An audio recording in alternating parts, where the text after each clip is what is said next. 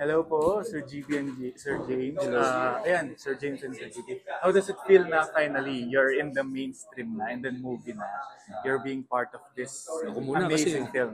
sobrang nakakatuwa na finally nabibigyan kami ng opportunity to play bigger roles than cameos as stand-up comedians. So, ibig sabihin na-recognize yung comedy namin.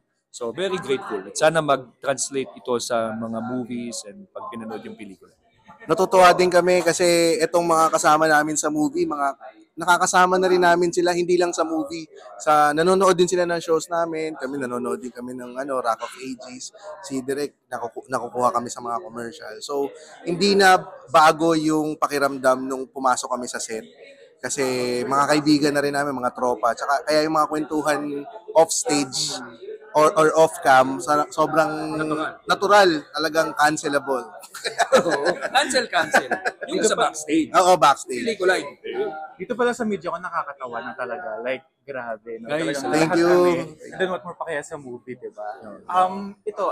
Hindi yata kayo natanong kung sino yung parang ina-idolize nyo na comedian kanina. Sino yung mga ina-idolize nyo? Sa akin siguro international si Dave Chappelle. Yan ang ina-idol ko siya. Saka sa local, Babalu. Oo, actually si Babalo din. Pero sa local, siguro namimiss ko sa lahat din si Redford White. Isa sa namimiss ko yan. Kasi na-mention nila, same lang din naman. Babalu, Dolphy, all of those guys, si Tito, Vic and Joey yan. Pero Redford White, nakakamiss yan. Magaling siya. Tapos sa international naman, sa mga Filipinos, si Rex Navarrete, ganyan. And then also si Dave Chappelle. Sa mga comedians ngayon, sino pa yung mga gusto nyo makasama or makakollab sa pelikula or sa show?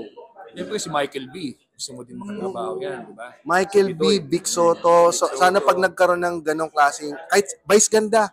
So, sana magkaroon yung mga, para sa akin, sila yung top 3 na comedians na nasa sa Pilipinas ngayon. So, kung magkakaroon man ng movie na magkakasama silang tatlo, sana ma-consider kami kahit mag-abot lang ng tubig dun sa eksena. Ayan, syempre nasa Comedy Manila kayo, no? And then meron ding mga like sa Vice Comedy Club, din, mga Pin Clowns, ganyan.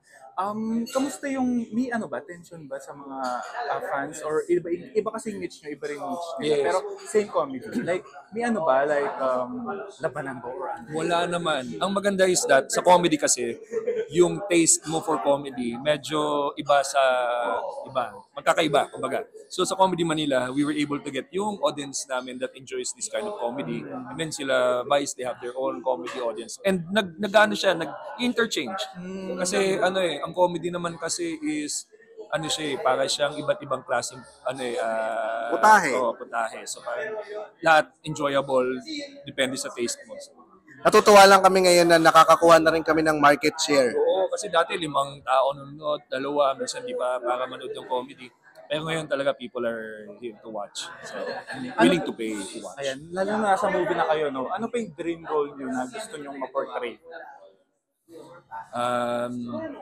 Dream role siguro yung kasi as a comedian, yung comedy natural na. Yes, So pag innate na. magdrama, yan, parang gusto mo drama, action, ganyan. So you want to see kung hanggang saan yung acting skills mo madadala ka sa an actor. So gusto mo magdrama rin, action. Yung parang gusto ko maging yung track ni Robin Williams. Na sobrang lawak ng range niya. Na kahit ipasok mo sa drama, may iyak ka.